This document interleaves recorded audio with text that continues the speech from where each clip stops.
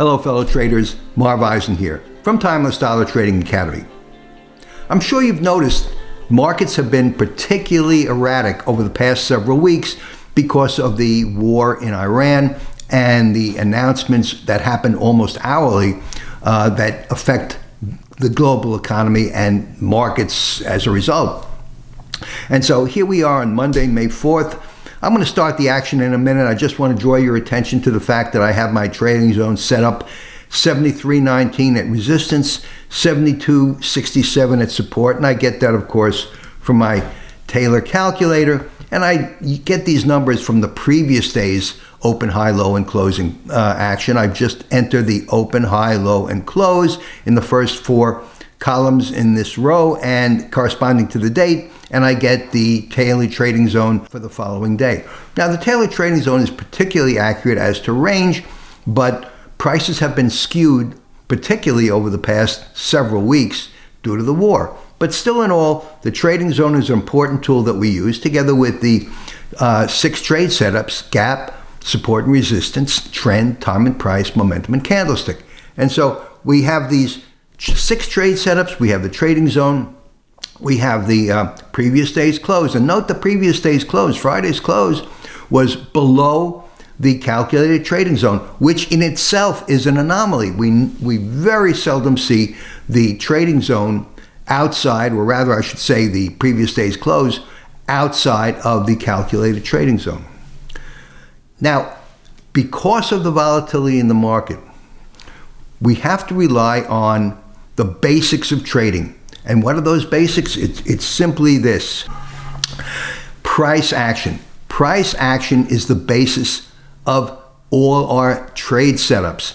And price action, while the 6 trade setups are important, we have to remember that price is the determining factor to give us an indication of where the future lies in the terms of prices. And we can use the tools that we have. We can use the Taylor trading zone. We can use the stochastics. Of course, the previous day's close is a price level that the market usually reaches. Here I have my price set up just prior to the market opening.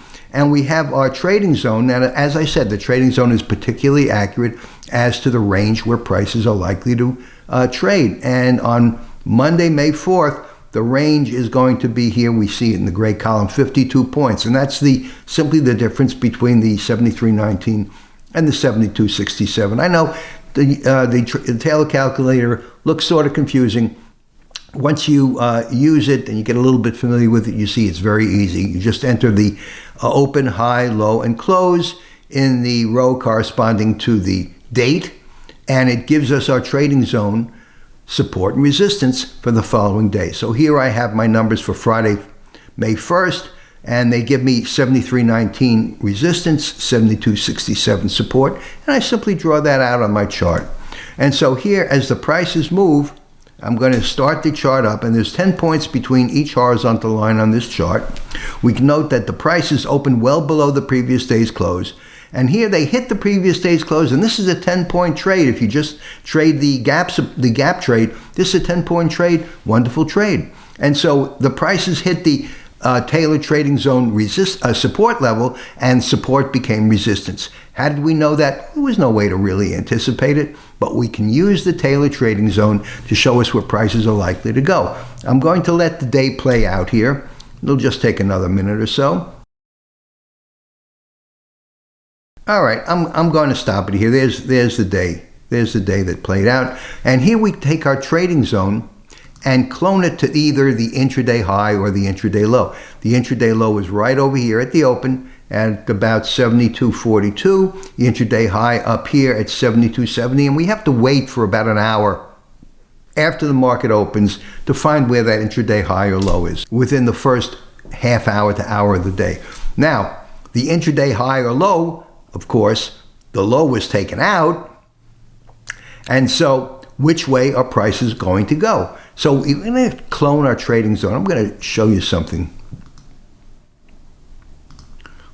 Clone the trading zone. I'm going to clone it to the low. I'm going to move it over. I'm going to clone it to the low. And so cloning it to the low and using the range as the determining factor of where prices are likely to go based on the low, prices are likely to go somewhere up here. If I clone my trading zone to the intraday high in the first hour, and here was the first hour, 10:30, I'm going to clone the trading zone again, and I'm going to clone this one to the intraday high right over here. See, right over here. Okay, that's where I cloned it.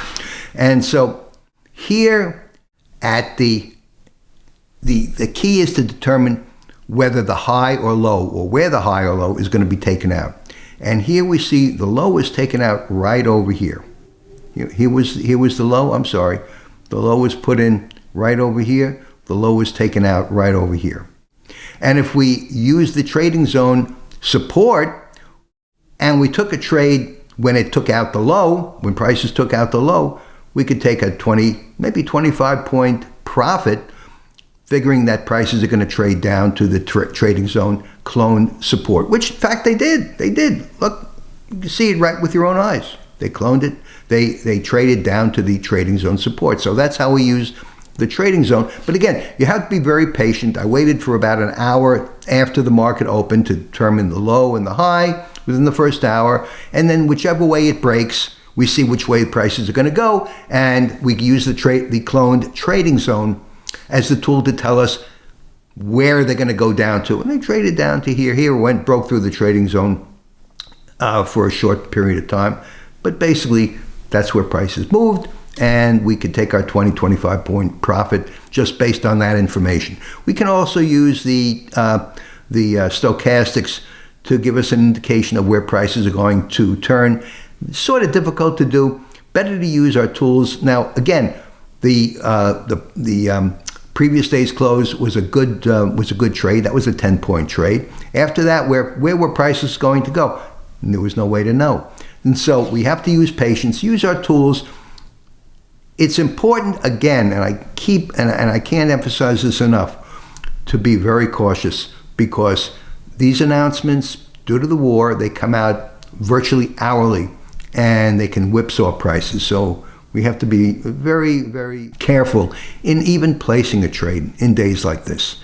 Thanks so much for watching. Trade safely. Use lots of patience. If you want to find out more about the Taylor Trading Zone and how I teach a course in trading based on the 6 trade setups, and again, they're based simply on price action, check out my site at timelessdollar.com. Thanks so much for watching. Trade safely. Use lots of patience, and I'll see you in my next video. Marv Eisen for Timeless Dollar Trading Academy.